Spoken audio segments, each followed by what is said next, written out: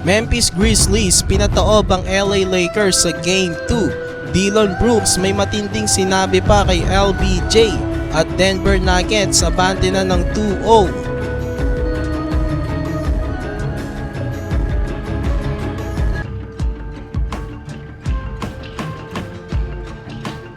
So Memphis Grizzlies pinataob ang LA Lakers ngayong Game 2 sa score na 103-93. Impressive win ito para sa Grizzlies dahil wala pang kanilang best player na si Ja Morant. Xavier Tillman pinauna ng Grizzlies sa kanyang 22 points at 13 rebounds. Walang nag-aakala na magkakaroon itong si Tillman ng ganitong performance ngayong Game 2. Na-outplayed niya pa si Anthony Davis na may 13 points lamang. Jaren Jackson, another solid game naman with 18 points at 9 boards. Simula pa lang, kitang-kita mo na ang energy ng Grizzlies. Mukhang ayaw na ayaw nilang mabaon ng 0-2. Dahil nga naman kapag na-down sila ng 0-2, mahihirapan na sila makabawi. Lalo na sa LA na gagawin ng Games 3 and 4. So crucial ang panalo na ito ng Memphis. Maraming mga Lakers fans ang na-disappoint sa kanilang LA Lakers. Maraming nagsasabi na matamlay daw ang nilaro ng Lakers ngayong Game 2. Walang sense of urgency. Although maganda naman ang nilaro ni LBJ ngayong Game 2 with 28 points. Rui Hachimura naman another big game din with 20 points. Ang nawala rin sa Lakers ngayon ay itong si D'Angelo Russell at si Dennis Schroeder.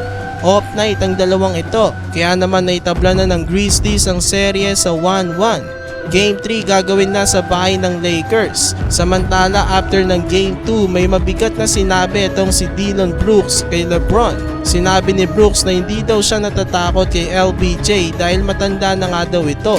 Well, hindi magandang move yan para kay Brooks dahil alam naman natin na kapag nagalit itong si LeBron, napakadelikado nito. Tignan natin kung ano ang magiging response ni LeBron sa Game 3. Samantala, Denver Nuggets abante na ng 2-0 kontra sa Minnesota Timberwolves. Jamal Murray with a monster game, 40 points.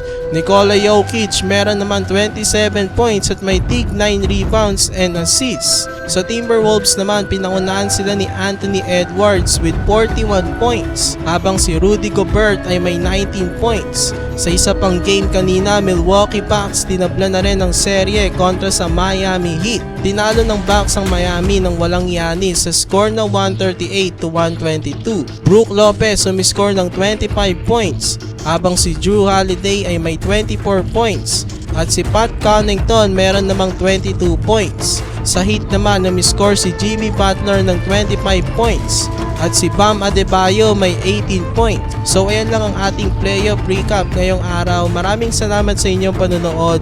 Please like, share, and subscribe.